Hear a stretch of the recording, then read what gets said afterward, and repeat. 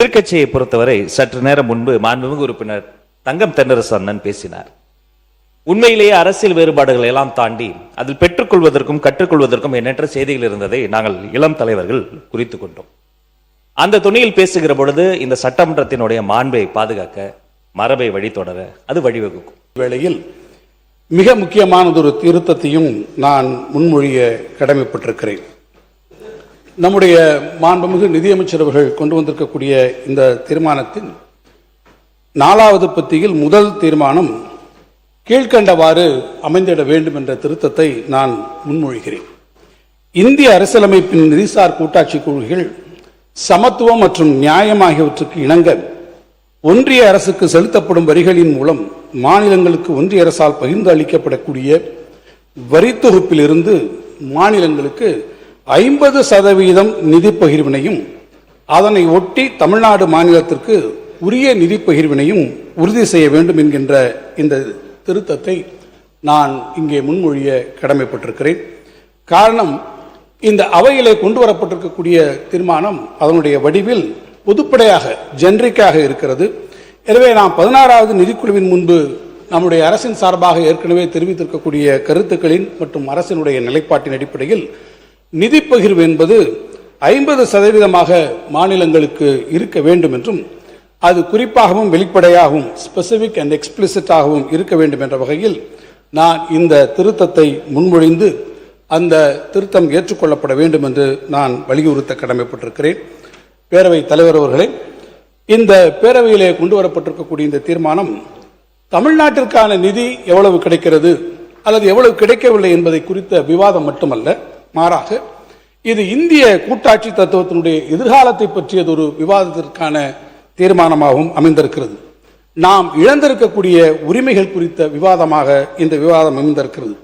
மாநில அரசினுடைய உரிமைகளுக்கும் ஒன்றிய அரசுக்கும் இடையில் இருக்கக்கூடிய இந்த பொறுப்புகளுக்குமான இடையேயான சமநிலை குறித்த விவாதமாகவே நான் இந்த விவாதத்தை காண்கிறேன். இந்திய கூட்டாட்சியினுடைய வலிமை எதில் இருக்கிறது என்ற கேள்வி இன்றைக்கு வந்திருக்கிறது. அந்த கேள்விக்கான விடை மாநிலங்களினுடைய வலிமையில் தான் அது இருக்கிறது என்பதுதான் அதற்கான உரிய பதிலாக இருக்க முடியும். நம்ம எல்லாம் வளர்த்து ஆளாக்கிய பேரறிஞர் பெருந்தை அண்ணா அவர்கள் அதை குறித்து மிக அருமையாக சொன்னார்கள். ஒன்றிய அரசினுடைய வலிவு என்பது மாநிலங்கள் ஒவ்வொன்றினுடைய தனித்தனி வலிமையையும் கூட்டியதால் ஏற்பட்டிருக்கக்கூடிய வலிமையை தவிர, மாநிலங்களுக்கு அல்லது இருக்கக்கூடிய அந்த வலிமையினுடைய ஒட்டுமொத்த வலிமையை தவிர அது ஒன்றிய அரசிற்கான தனிப்பட்ட வலிமை அல்ல என்று அவர்கள் வலியுறுத்தினார்கள். மாநில அதிகாரங்கள் ஒன்றிய அரசு இன்றைக்கு அவர்கள் குவித்துக் கொள்வதால் மாநிலங்கள் இன்றைக்கு பலவீனமடையுமே தவிர ஒன்றிய அரசிற்கு அதனால் புதிய வலிவு ஏதும் ஏற்பட்டு விடாது என்று அண்ணா அவர்கள் இன்றைக்கு எடுத்துச் சொன்னதை நான் இங்கே எடுத்துச் சொல்ல விரும்புகிறேன். அதை ஒட்டித்தான் கடந்த காலங்களிலும் நிதி ஆயோக் கூட்டங்களிலே நம்முடைய முன்னாள் முதலமைச்சர் தளபதி அவர்கள் தமிழ்நாட்டினுடைய இந்த கருத்தை மிக வலிமையாக அங்கே எடுத்து வைத்திருக்கிறார்கள். இன்றைக்கு சூழ்நிலை என்ன? மாநிலங்களுக்கான இருக்கக்கூடிய இந்த வருவாய் ஆதாரங்கள் குறைகிறது. சட்டம் இயற்றப்படக்கூடிய நம்முடைய கடமைகள் இன்றைக்கு கட்டுப்படுத்தப்படுகிறது, நம்முடைய அதிகாரங்கள் கட்டுப்படுத்தப்படுகிறது. அதே வேளையில் என்ன சூழ்நிலை? மாநிலத்திலே இருக்கக்கூடிய மக்களுடைய எதிர்பார்ப்பு மாநில அரசை நோக்கி இன்றைக்கு வந்து கொண்டிருக்கிறது, அதிகரித்துக் கொண்டிருக்கிறது. இந்த முரண்பாட்டை தான் இந்த தீர்மானத்திலே நாம் இன்றைக்கு விவாதிக்க வேண்டி இருக்கிறது. சுருக்கமாக சொன்னால், செலவு பொறுப்பு என்பது மாநிலங்களிடத்திலே இருக்கிறது, ஆனால் வருவாய் ஆதாரங்கள் யார் இடத்திலே இருக்கிறது சொன்னால் அது ஒன்றிய அரசு இடத்திலே இருக்கிறது. இந்த முரண்பாட்டை தீர்க்காமல் தமிழ்நாட்டினுடைய எதிர்கால வளர்ச்சியை நாம் தீர்மானிக்க முடியாது. எனவேதான் இந்த விவாதம் இன்றைக்கு மிக முக்கியமான விவாதமாக இருக்கிறது. பேரவைத் தலைவர் அவர்களே, நாம் அனைவரும் நன்றாக அறிவோம், தமிழ்நாடு இன்றைக்கு இந்தியாவிலே மிகப்பெரிய 2வது மிகப்பெரிய பொருளாதாரம், the second largest economy in the state என்று நீங்கள் இந்த கண்ட்ரி என்று நீங்கள் எடுத்துக்கொண்டால் அது தமிழ்நாட்டை சொல்லக்கூடிய அளவிற்கு நாம் வளர்ந்திருக்கக்கூடிய ஒரு மாநிலமாக இருக்கும். இன்றைக்கு இந்தியாவினுடைய மொத்த உள்நாட்டு உற்பத்தி மதிப்பில் ஜிஎஸ்டிபியில் 9% பங்களிப்பை நாம் தருகிறோம். மொத்த ஏற்றுமதியில் 11% பங்களிப்பை நாம் தந்திருக்கிறோம். உற்பத்தி துறையிலே நாம் முதன்மை மாநிலமாக இருக்கிறோம். தொழிற்சாலைகளிலே 11% நம்மிடத்திலே இருக்கிறது. பெண் தொழிலாளர்களுடைய பங்களிப்பில் நாம் முதன்மையாக இருக்கிறோம். நம்முடைய இயற்கை வளங்கள், குறிப்பாக மனித வளம், கல்வி அறிவு இந்த வளர்ச்சிக்கு அடிப்படை காரணங்களாக இருந்திருக்கிறது. இந்த வளர்ச்சி தான் ஒட்டுமொத்த இந்தியாவினுடைய பொருளாதாரத்துக்கு தூணாக தமிழ்நாடு இன்றைக்கு வந்திருக்கிறது. அதன் அடிப்படையில் நாம் இன்றைக்கு பெற்றிருக்கக்கூடிய உண்மையான பொருளாதார வளர்ச்சி என்பது 11.19% வந்திருக்கிறது என்று சொன்னால், நாம் கட்டி காத்து வளர்த்திருக்கக்கூடிய இந்த வளர்ச்சிக்கு நாம் அளித்திருக்கக்கூடிய மிகப்பெரிய பங்களிப்பு. தனிநபர் வருமானங்கள் இன்றைக்கு 3.63 லட்சமாக கூடியிருக்கலாம். ஆனால் நம்முடைய மாநிலத்திலே இன்றைக்கு தொடர்ச்சியாக நாம் கடைபிடித்து வரக்கூடிய நல்ல நிதி நிர்வாகங்களை கணக்கிலே எடுத்துக்கொள்ளாமல், நம்மளுடைய நிதி ஒழுங்கிற்கு, பிஸ்கல் டிசிப்ளினுக்கு உரிய முக்கியத்துவம் தராமல் இன்றைக்கு நிதி பகிர்வே நம்முடைய மாநிலம் தொடர்ந்து இன்றைக்கு புறக்கணிக்கப்பட்டு கொண்டு வந்திருக்கிறது. நான் பலமுறை இந்த அவையிலே சொல்லி இருக்கிறேன், ஒன்றிய அரசு இன்றைக்கு நாம் கொடுக்கக்கூடிய ஒவ்வொரு ரூபாய்க்கும் 29 பைசா நமக்கு வருகிறது. இதே உத்தரப்பிரதேசத்தை நீங்கள் எடுத்துக்கொண்டால் ₹2.73, பீகாருக்கு ₹7.06. நான் மற்ற மாநிலங்கள் குறை சொல்லவில்லை, நீங்கள் கொடுங்கள், எல்லா மாநிலங்களுக்கும் கொடுக்கிறது நீங்கள் கடமைப்பட்டிருக்கிறீர்கள். ஆனால் தமிழ்நாட்டிற்கு இந்த புறக்கணிப்பு ஏன் என்பதுதான் தொடர்ச்சியாக என்னுடைய கேள்வியாக இருக்கிறது. குறிப்பாக ஜிஎஸ்டி வந்ததற்கு பிறகு நம்முடைய பிஸ்கல் அட்டானமி என்பது முழுமையாக இல்லை. ஒரு பொருளுக்கு, எந்த பொருளுக்கு எந்த அளவிலே நாம் வரி விதிக்கலாம் என்கிற உரிமையை நாம் இழந்திருக்கிறோம். ஒட்டுமொத்தமான வருவாய் அதிகாரங்கள் இன்றைக்கு ஒன்றிய அரசிலே குவிக்கப்பட்டிருக்கிறது. கடந்த ஆண்டிலே கூட ரேட் ரேஷனலைசேஷன் ஃபார் ஜிஎஸ்டி வருகிற போது ஜிஎஸ்டி கவுன்சிலில் நாங்கள் அதான் சொன்னோம், நீங்கள் இப்போது விகிதங்களை குறைப்பதற்காக பார்க்கிறீர்கள், ஆனால் நீங்கள் எதிர்பார்க்கக்கூடிய பாயின்சி வரவில்லை. ஒரே நிமிஷம், பாயின்சி வரவில்லை, வராது. அதன் காரணமாக மாநிலங்களுக்கு வர வேண்டிய வரி வருவாய்கள் குறையும் என்று நாங்கள் அன்றைக்கு எதிர்பார்த்து சொன்னோம். இன்றைக்கு அதுதான் நடைமுறையிலே வந்திருக்கிறது.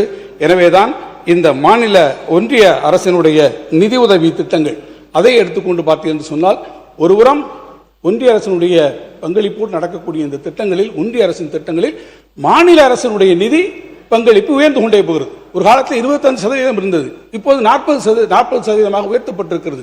எனவே நமக்கு வரவேண்டிய வருவாய் பகிர்விலும் குறைவு. இன்னொரு வகையிலே ஒன்றிய அரசிற்கு நாம் கொடுத்திருக்கக்கூடிய நிதி பங்களிப்பு என்பது மாநிலங்களுடைய சுமையை இன்றைக்கு உயர்த்தி கொண்டே இருக்கிறது. இதில் இன்னொரு பெரிய முக்கியமான விஷயம், இந்த வரி தொகுப்பிலிருந்து நமக்கு வருவதை குறைக்கக்கூடிய அதே வேளையில் செஷன் சர்சார்ஜஸ் என்கின்ற வகையிலே ஒட்டுமொத்த வரி தொகுப்பிலிருந்து வரக்கூடிய இந்த பகிர்வுக்கு தாண்டி அதற்கு வெளியே இன்றைக்கு இந்த நிதி குவியலை ஒன்றிய அரசு தன்னிடத்திலே கொண்டிருக்கிறது. அதற்கான காம்பன்சேஷன் என்னவென்பதற்கு இன்றைக்கு வரை ஒன்றிய அரசு நம் இடத்திலே சரியான முறையிலே விளக்கங்களை கொடுக்கவில்லை. இந்த சூழ்நிலையில் தான் கடந்த ஆண்டும் நாம் நிதிக்குழுவிலே பேசியிருக்கிறோம், பினான்ஸ் கமிஷனில் சொல்லி இருக்கிறோம். 9வது நிதிக்குழுவிலே 7.9% இருந்த நம்முடைய வரி பகிர்வு நமக்கு முடிச்சிட்டேன், ஜஸ்ட் கன்க்ளூட் பண்றேன். 9வது நிதிக்குழுவிலே நமக்கு 7.93% இருந்த அந்த நிதி பங்களிப்பு என்பது 15வது நிதிக்குழு காலத்திலே 4.079% குறைகிறது. 9லிருந்து 4க்கு வந்துட்டோம். 16வது நிதிக்குழுவிலே நம்முடைய தமிழ்நாட்டினுடைய வாதங்களை எவ்வளவு சிறப்பாக நாம் வைத்திருந்தாலும் கூட நமக்கு கிடைத்திருக்கக்கூடிய உயர்வு என்பதை பார்த்தீங்கன்னா ரொம்ப மிக மிக குறைவு. 0.018% இந்த சதவீத புள்ளியில் தான் நமக்கான உயர்வு கிடைத்திருக்கிறது. கேரளாவுக்கு அதிகமாக கிடைத்திருக்கிறது, கர்நாடகாவுக்கு அதிகமாக இருக்கிறது, தவறில்லை, அவர்கள் கொடுங்கள். ஆனால் நாம் இன்றைக்கு கிடைத்திருக்கக்கூடிய அளவுகோல்கள், குறிப்பாக நான் சொல்ல வேண்டும் என்று சொன்னால், நம்முடைய நிதி ஒழுங்கு, நம்முடைய வரி வசூல் திறன், நம்முடைய மனிதவள மேம்பாடு, நம்முடைய நகரமயமாக்கக்கூடிய திட்டங்கள், இன்னும் சொல்ல வேண்டாம் நாம் சந்திக்கக்கூடிய ஏஜிங் ப்ராப்ளம், பென்ஷன் போன்று இருக்கக்கூடிய பல்வேறு தமிழ்நாட்டுக்கு என்று பிரத்யேகமாக இருக்கக்கூடிய பிரச்சனைகள், இதை எதையுமே இன்றைக்கு நிதிக்குழு கணக்கிலே எடுத்துக்கொள்ள முடியாத ஒரு சூழ்நிலை இருக்கிறது. எனவே இவற்றுக்கெல்லாம் ஒரு நல்ல தீர்வு காணக்கூடிய வகையிலே இந்த தீர்மானத்தை நாம் வரவேற்க வேண்டிய அதே காலகட்டத்தில் 50% இன்றைக்கு மாநிலங்களுக்கு கொடுக்கக்கூடிய அந்த வரி பகிர்வில் 50% அது குறிப்பிடப்பட வேண்டும். என்றால் இத்தனைக்கு பிறகு மீண்டும் 41% அது நிர்ணயிக்கப்பட்டிருக்கிறது.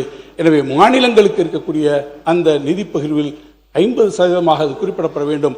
அதில் தமிழ்நாட்டிற்கு உரிய பங்கினை தர வேண்டும் என்கின்ற அந்த திருத்தத்தையும் நான் முன்மொழிந்து இதை உள்ளடக்கி இந்த தீர்மானத்தினுடைய உள்ளார்ந்த கருத்துகளுக்கு திராவிட முன்னேற்ற கழகத்தின் சார்பில் அந்த கருத்துக்களோடு, இந்த தீர்மானத்தின் கருத்துக்களோடு ஒன்றிணைந்து அதை வரவேற்று இந்த அளவில் அமைகிறேன். நன்றி, வணக்கம்.